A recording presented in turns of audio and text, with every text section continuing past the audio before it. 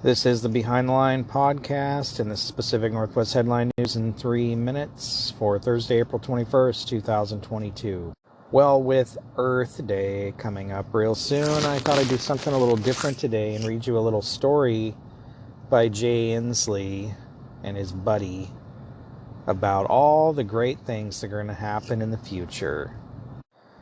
This article was written by the Washington Policy Center. It's called Apollo's Misfire, Governor Inslee's Miserable Record of Predicting the Future of Climate and Energy. 14 years after the publication of Governor Inslee's book, his record at predicting the direction of climate policy and innovation is extremely poor. A defining characteristic of politics-based climate efforts is the belief that elected politicians and government agency staff can accurately predict the future and create laws based on their own wisdom and foresight. The evidence of this assumption occurs throughout Washington State's climate law. Enacted law says Washington State must cut emissions in half by 2030 and to 5% of 1990 levels by 2050. Washington State leaders have voted to ban the sales of gas-powered vehicles by 2030. They say the state's electricity generation must be at net zero emissions by 2030. The politicians who set these targets promise the goals are based in science, even though the dates they set are all conveniently divisible by 5. It seems fortunate that the science happened to work out that way. Not surprisingly, these same politicians are routinely wrong. Despite the miserable record, they glibly adopt new regulations and subsidies, insisting that this time they are right and we should trust their pre-science to address what they call an existential crisis. Few have been more vocal and confident in their clairvoyance than Governor Jay Inslee. In 2008, then Congressman Jay Inslee staked his reputation as an expert in climate policy on a series of predictions he made at the end of the book he co-authored with Bracken Hendricks. Having read a book on the search for clean energy, they wrote, "The reader is entitled to require the authors to place their bets on which technologies we believe will succeed and which will fail. With great bravado, they promised to accept this responsibility," they wrote. 14 years later, how have Inslee and Hendricks' predictions held up? Well, not well. Despite promising not to hide behind vague surmises, they made several predictions without a clear timeline. There are plenty of phrases like wave energy will be the sleeper technology of the next 2 decades, and the efficiency of cars will skyrocket, without clear definitions or timelines. Other predictions are for 2030, which is still too far away to assess. But the governor made several claims with clear timelines that can be assessed today. For example, the governor and his co-author predicted that in about 2015, solar power will boom. They cite a prediction from 2007 claiming the U.S. will see at least a terawatt of solar by 2025, 2 if we're lucky. They predicted net metering legislation that was proposed by Inslee would contribute to this boom. Today we are nowhere near 1 terawatt of capacity, let alone 2. According to the Solar Energy Industries Association, the total solar installed capacity was 121.4 gigawatts in 2021. A terawatt is 1,000 gigawatts. The Energy Information Administration anticipates an addition of 21.5 gigawatts in 2022 for a total of 142.9 gigawatts. This is just over 14% of the projected terawatt of power. In 2020, solar energy accounted for just over 2% of electricity generation in the U.S.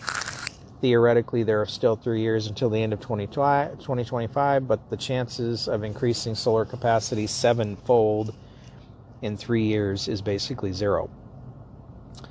As for the role of net metering in promoting solar, it accounts for only about 20% of that total. Inslee and his co-author predicting solar's success just around the corner has lost many a wager over the last 3 decades. And their names to those who lost wagers betting on solar. They also wrote the smart grid will replace the 19th century technology of the existing electrical grid, enabling real-time pricing to rapidly increase energy efficiency programs and allow more distributed generation. They claim this would happen rapidly. I wish they had been right. Real-time pricing, where customers pay rates that change as market prices increase and decrease during the day, has the potential of providing incentives to save electricity and shift demand away from the most expensive hours. The governor is, again, badly wrong.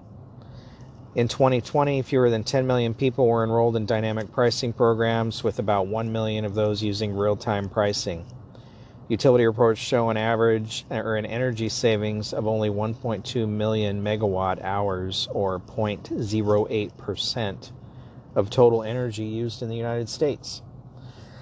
None of those are in Washington state. The major reason for the paltry number of people using dynamic pricing is government regulation that tightly restricts residential prices. Less regulation, not more, would create opportunities to take advantage of new technology and price incentives. On transportation fuels, the governor had several big predictions. First, he claimed that biofuels should provide 25% of our fuel by 2025. Again, this is very unlikely to be accurate. In 2019, prior to COVID, U.S. drivers used about 3.4 billion barrels of gasoline. American drivers used 346.5 million barrels of ethanol and 43.2 million barrels of biodiesel. That amounts to 11.5% of total fuels, far short of Inslee's prediction. In 2020, total fuel consumption fell due to COVID, but the ratio of biofuels remained much the same, about 11.7%. There is no chance biofuels will make up 25% of transportation fuels in 2025. The incorrect prediction was based in part on another claim, which stated that in 2011, meaningful amounts of cellulosic ethanol would become available and that it would make a rapid penetration of the market.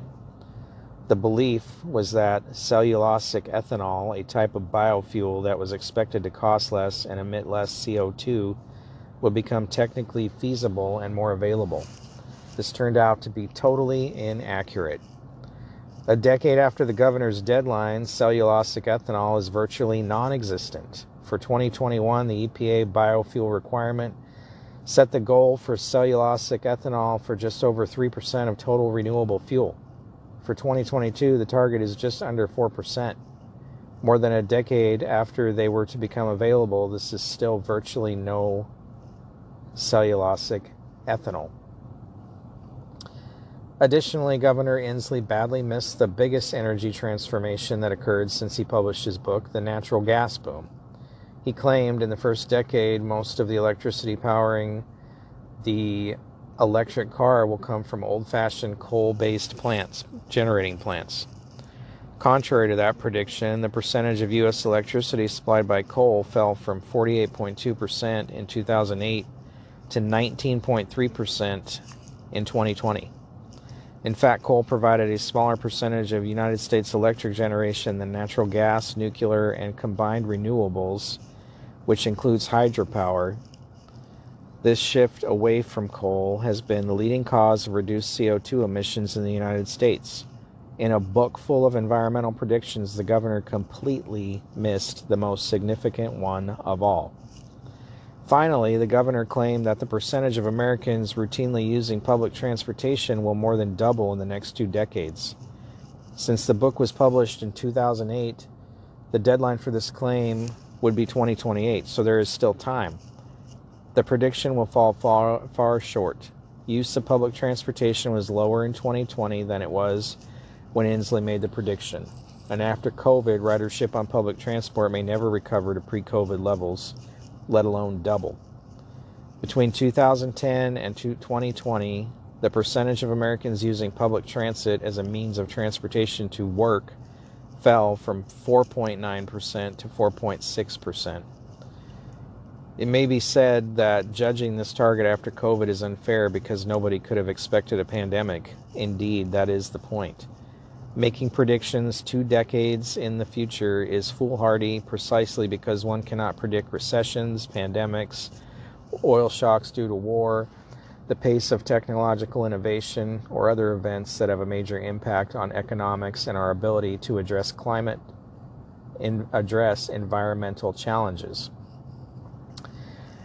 Despite those obvious challenges and the atrocious record of the governor and other politicians, they continue to bet the economy and environment on their ability to see the future. They will continue to fail, and the price is ultimately paid by Washington residents, forests, salmon, wildlife, and the rest of the environment that continues to be harmed as politicians waste money believing in their own infallibility. Rather than putting faith in the terrible record of politicians, addressing challenging environmental problems requires efforts that promote and embrace the dynamicism of market-based innovation, tapping the informed and innovative decisions people make every day to help the environment. The fact that he promotes himself as some kind of climate hero is such a joke. He's running around today touting how he's going to show off Washington State and all this garbage to President Biden, who is here. How Washington State will be a shining example to the rest of the country. Meanwhile, this guy buries us financially. The state is just buried in taxes and regulations. And people still continue to listen to him and forget about the side of him that thinks he's some kind of biologist or doctor following the science for this whole pandemic. He's crushed businesses in this state, hurt all the kids who go to public school in this state. And unfortunately, it's not just Washington. Oregon and California, you're in the same boat. Your leadership is about the same as Washington's.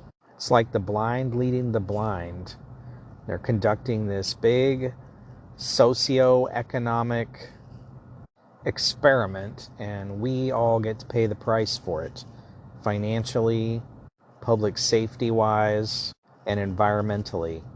Happy Earth Day, West Coast. This has been Pacific Northwest Headline News in, 12 minutes today. For more, visit BehindTheLinePodcast.com. Thanks for listening.